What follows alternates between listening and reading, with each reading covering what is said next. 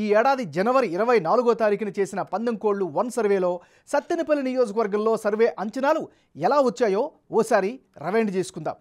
పందెంకోళ్లు 1 survey ప్రకారం వైఎస్ఆర్ కాంగ్రెస్ పార్టీకి 39% vote share, Telugu Desam పార్టీకి ఏకంగా 51% ఓటు షేరు, ఇతరులకు 10% ఓటు షేరు దక్కే అవకాశాలున్నట్లుగా పందెంకోళ్లు 1 సర్వేలో తెలిసింది.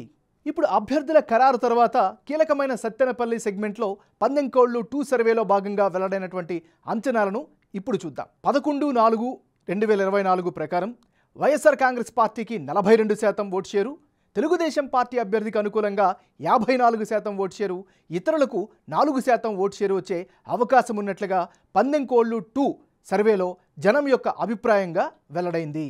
పందెంకోళ్లు 1 సర్వేకు పందెంకోళ్లు సర్వే 2 మధ్య జనం యొక్క అభిప్రాయం ఎలా మారింది, వైసీపీ తెలుగుదేశం పార్టీ అభ్యర్థుల్లో ఎవరికి ఎడ్జ్ పెరిగింది అన్నది ఇప్పుడు పరిశీలిద్దాం. సత్తెనపల్లి నియోజకవర్గంలో పందెంకోళ్లు 1 సర్వేలో భాగంగా వైసీపీ అభ్యర్థి అంబటి రాంబాబుకు 39% ఓటు షేరు వచ్చే ఛాన్స్ ఉందని అప్పుడు తేలింది. తాజా సర్వేలో 3% ఓటు షేరు పెరిగి అది 42%కి చేరింది. అదే సమయంలో తెలుగుదేశం పార్టీ అభ్యర్థి కన్నా లక్ష్మీనారాయణకు గత సర్వేలో 51% ఓటు షేరు, ప్రస్తుత సర్వేలో 54% ఓటు షేరు వచ్చే అవకాశం ఉందని వెల్లడైంది.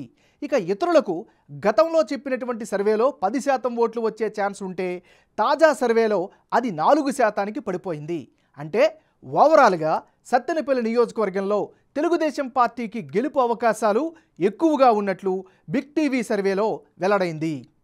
2 సర్వేల్లో సత్తెనపల్లి నియోజకవర్గంలో అభ్యర్థుల మధ్యన మారిన ఓట్ల శాతం, అందుకు గల కారణాలను ఇప్పుడు ఒకసారి పరిశీలిద్దాం. ముందుగా కన్నా లక్ష్మీనారాయణకు జనంలో పాజిటివ్ ఇమేజ్ స్పష్టంగా కనిపిస్తోంది. మరోవైపు ప్రస్తుత సిట్టింగ్ ఎమ్మెల్యేపై నెగిటివిటీ పెరిగింది అనేటటువంటి అభిప్రాయం ప్రజల్లో వ్యక్తమవుతోంది. వైసీపీ అభ్యర్థి కేడర్ సపోర్ట్ అంతగా పెరగకపోవడం కూడా స్పష్టంగా కనిపిస్తోంది. తెలుగుదేశం పార్టీ విషయానికి వస్తే కమ్మ కాపు ఓటర్ల మద్దతు ప్లస్ పాయింట్గా కనిపిస్తోంది. సంక్షేమ పథకాలపైనే వైసీపీ కావచ్చు, లేకపోతే వైసీపీ అభ్యర్థి ఆశలు పెట్టుకున్నటువంటి పరిస్థితి. అంటే ఓవరాల్గా ఇప్పటికిప్పుడు ఎన్నికలు జరిగితే సత్తెనపల్లి నియోజకవర్గంలో తెలుగుదేశం పార్టీకే ఎడ్జి ఉన్నట్లు బిగ్ టీవీ ఎలక్షన్ సర్వేలో వెల్లడైంది.